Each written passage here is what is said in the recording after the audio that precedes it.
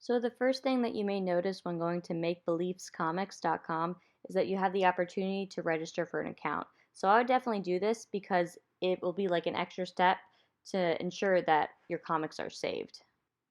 This is the template of what it looks like.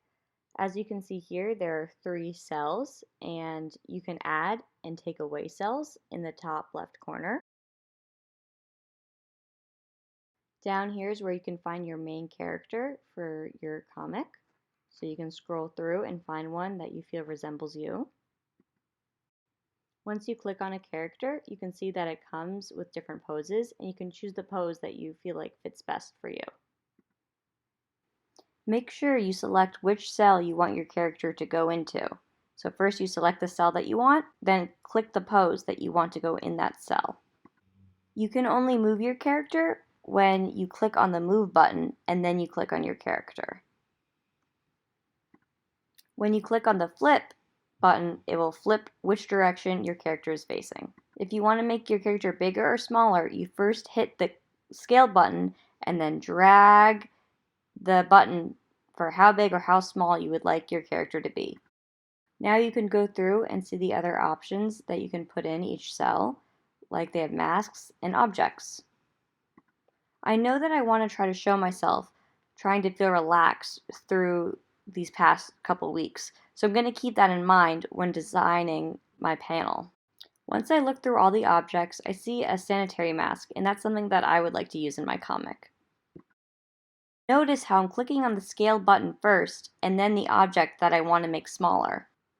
Before I can move my mask, I first have to click on the move button, and then click on the mask, and then I will be able to move it to where I would like. This website has a lot of cool backgrounds, so I know that I want to find a background that kind of looks like a room. So once I find that, I'm going to click it, and it's going to reappear in the cell. Once you have your environment in, it's a good idea to move your character around and any objects that you placed in so you can see what design you like best.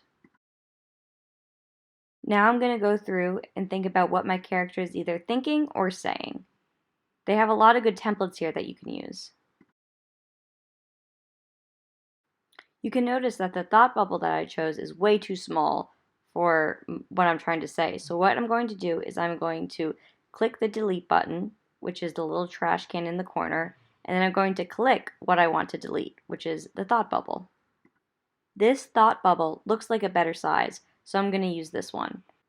In it, I'm going to type how I have been feeling and what I've been thinking to myself, which is everything is going to be okay.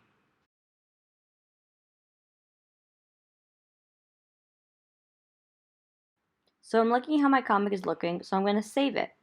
So first, before I save it, a little note pops up, and I'm going to fill out my comic's name and my name, where it says the author's name.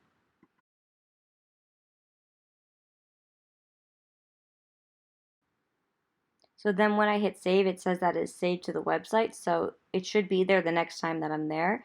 But what I want to do is I want to make sure that's actually saved, so I'm going to create a screenshot, and that's what we're going to use when submitting our comics on the Google Slides.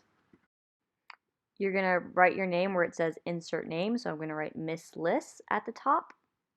And then I'm going to click and I'm going to drag my photo onto the PowerPoint. From here, I'm going to click File and then Share so that I can make sure that it is shared with Miss Brewster and Miss Kelly.